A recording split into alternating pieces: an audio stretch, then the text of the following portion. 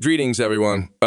Welcome back. In 2020, I precisely predicted Joe Biden's electoral college triumph of 306 to 232. This video presents my updated electoral map prediction for Vice President Kamala Harris and former President Donald Trump. This electoral cycle has undeniably been one of the most significant in American history.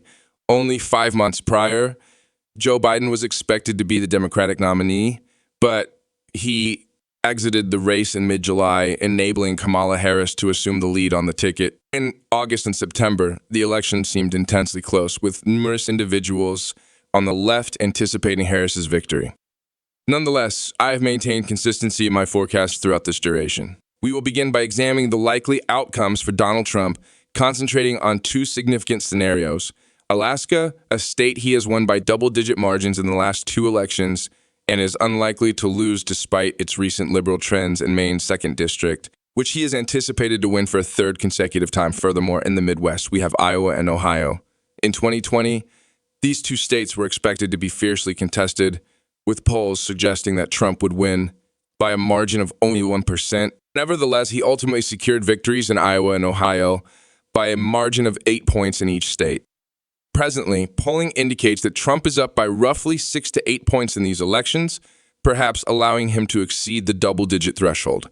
Nonetheless, this margin will be inadequate for these races to be deemed secure. Trump is unlikely to secure victories in Iowa and Ohio by margins above 15 points.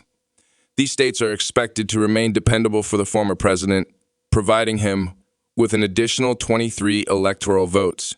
Moreover, within the Sun Belt, 2 more states are expected to support Trump. We will begin with Texas, where polls indicated that Trump led by a mere 1 in 2020, state he ultimately won. He finally prevailed by 6 votes, followed by a margin of 9 in 2016. He is presently poised for his largest significant advantage to date, as polling in Texas indicates 10 lead. He may approach the 15 threshold, benchmark that no Republican has achieved since Mitt Romney in 2012. Texas is evidently shifting leftward and is less Republican than in previous years. Yet, it seems unlikely that the state will become largely Democratic for at least the next 2 to 3 decades. Assess the number of individuals that Texas Democrats must convince. To attain success in Texas, it is imperative to mobilize millions of votes. Yet this remains unlikely in the near future, suggesting that Texas will probably remain predominantly Republican. Florida has ranked as one of the most competitive states in the nation. In 2012, it was the only battleground state on the electoral map, decided by a margin of 2 points or fewer. In 2016, Trump achieved victory by a slim margin of 1.2. Prior to delving into the specifics, please subscribe, like this video, and share your opinions in the comments section. I appreciate your help. In 2020, contrary to anticipations that Joe Biden would succeed in Florida, he not only faltered, but also had inferior performance relative to Clinton's results from 4 years earlier, with Trump's lead widening. Florida is expected to have a substantial rise in support for Trump, akin to the interval from 2016 to 2020. He is anticipated to achieve victory in the Sunshine State by a margin of roughly 10 percentage points, either slightly below or above that level. Thus, when considering all confirmed and probable states, Donald Trump presently holds 219 electoral votes, merely 51 votes short of the presidency. Kamala Harris must enhance her position as we assess her potential states, starting with Oregon, which supported Hillary Clinton in 2016. The state is less liberal than its 2 adjacent states. Yet, the 2022 gubernatorial race was determined by a slim margin. However, the Democrat finally triumphed. Furthermore, we regard New York and New Jersey as 2 states that are less developed than their northeastern counterparts. Joe Biden achieved significant margins in 2020. Kamala Harris is improbable to duplicate his performance.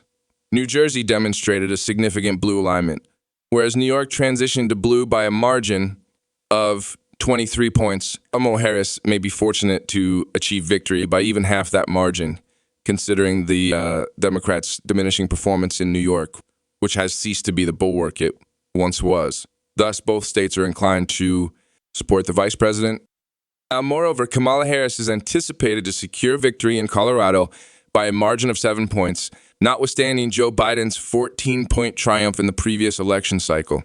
Colorado is going to be a lot more competitive, but considering just how blue it was in 2020, it's unlike that this state really gets that close, and so we're now left with the 12 most competitive races in the country, as well as the 2nd District of Mid. It is going to be these states that will actually decide who the 47th president is going to be they make up less than a quarter of the Electoral College's 538 votes, but they really do have all the power when it comes to picking our next commander-in-chief. And so we're now going to fill in the lean states. For both candidates, these are states that are going to go toward Trump by margins of 2 to 7. And so this time we'll start with the lean Harris states just to get them out of the way, because obviously we know that this election is going to come down to a group of 7, these 7 key battlegrounds. Now, the lean states for Harris, they're all states that Joe Biden carried by likely margins from 4 years ago. These states were not that close last time, but they are significantly more competitive now that Harris is at the top of the ticket. We're going to start off out west in New Mexico. Harris is positioned to secure a victory by almost 7 points. The state can indeed become competitive. For instance, in the 2016 election, Clinton secured victory by a narrow margin of 8. Harris's performance may decline further as Hispanic voters in New Mexico increasingly adopt conservative ideas. Furthermore, we have Minnesota, the home state of Tim Walz. This is noteworthy. It is the home state of Harris's running mate, and she is improbable to exceed expectations. Joe Biden's campaign achieved a victory in Minnesota by a margin of 7 points, with Kamala Harris as his running mate. Despite her thin ties to the state, in 2016, she expressly identifies California as her state of origin. Hillary Clinton achieved a tight victory in the state, suggesting that Trump could become a formidable contender in this area. The selection of Walz probably shielded Kamala Harris from a devastating defeat, yet it has not enabled her to exceed the incumbent president's performance. Only 3 supplementary lean blue states persist in Nebraska's 2nd district, which Harris is projected to secure by almost 5 points with the 2021 redistricting. The 2nd district is increasingly liberal, encompassing Omaha and its adjacent suburbs, and extending northeast to New Hampshire and Maine, 2 states that were hotly contested in 2016. Clinton achieved a tight victory in New Hampshire by less than half a percentage point, and in Maine by fewer than 3 points. While Harris is not expected to fare as poorly as Clinton, she is also not forecasted to surpass Biden's performance, who won New Hampshire by 7 points and Maine by 9. Consequently, both races are anticipated to support the Democratic Party. In Virginia, the competition remains as fierce as in 2016, when Hillary Clinton secured victory by a slim 5-point margin, despite her running mate Tim Kaine being a sitting senator from the state. It was improbable that she would achieve victory in the state by a considerable margin. In 2020, Joe Biden secured victory in Virginia with a margin of 10.1. The likelihood of a Republican victory in Virginia appears diminished, as the state is expected to be far more contested than it was 4 years prior. After considering all strong, likely, and lean Democratic states, Biden has obtained 226 electoral votes, closely trailing Donald Trump, who has 219. It is imperative to recognize that we have not yet analyzed the lean Republican states. The 7 pivotal battleground states, frequently shown in yellow on political maps, are crucial. The outcomes in other states are mostly predetermined.